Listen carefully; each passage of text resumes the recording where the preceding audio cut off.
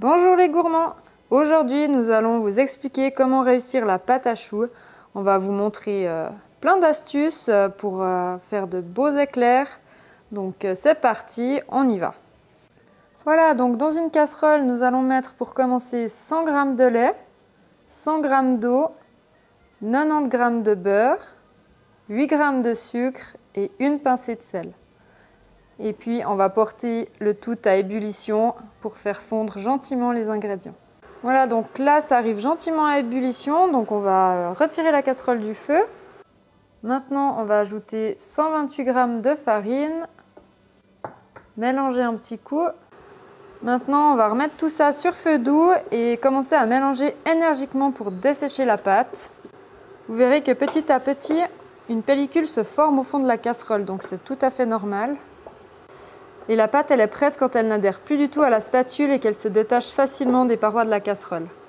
Donc là, on peut voir que la pâte est gentiment prête. Il y a la pellicule, elle se détache des parois. Une fois que la pâte elle est prête, on va la verser dans la cuve du batteur.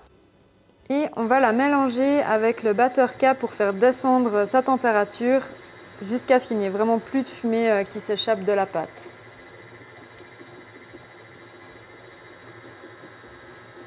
Maintenant, nous allons ajouter 4 œufs préalablement battus. Mais attention, il va falloir les ajouter en plusieurs fois et puis bien mélanger entre chaque ajout avec le batteur K jusqu'à l'obtention d'une pâte bien lisse et brillante. Donc là, notre pâte a l'air pas mal. Elle est lisse et brillante, comme vous pouvez le constater. Et pour vérifier la consistance de la pâte, vous pouvez tracer une ligne comme une petite tranchée avec votre spatule. Et puis la pâte, ça ne doit pas se refermer complètement. Donc ça, c'est un signe qui prouve que vous avez une belle pâte à choux.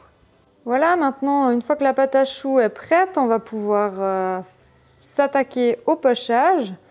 Pour une cuisson optimale, vous pouvez pocher sur un tapis perforé et une plaque perforée.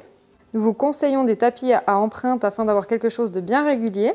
Donc selon vos envies, vous pouvez soit faire des choux standards en utilisant une douille ronde de 10 mm ou alors, comme nous, là on va faire des éclairs. Donc là, il va falloir prendre la douille étoile de 10 mm. Ensuite, vous pouvez dorer vos éclairs avec un œuf battu. Voilà, maintenant, on va vous donner une petite astuce pour la cuisson. Donc, il va falloir préchauffer votre four à 220 degrés. Et lorsque ce sera le moment d'enfourner vos plaques, il faudra l'éteindre. Laissez comme ça pendant 15 minutes dans le four, puis rallumez votre four à nouveau à 170 degrés, chaleur tournante, pour 15 minutes également. Voici nos éclairs après cuisson. Ils sont tout beaux, ils ont bien gonflé. Donc on espère que ces petites astuces vous serviront, que vous ferez des magnifiques éclairs. Allez voir sur notre blog, nous avons plusieurs recettes de pâte à choux, que ce soit pour des chouquettes, pour des éclairs. N'hésitez pas à aller faire un petit tour et nous vous souhaitons de bonnes pâtisseries. À bientôt les gourmands!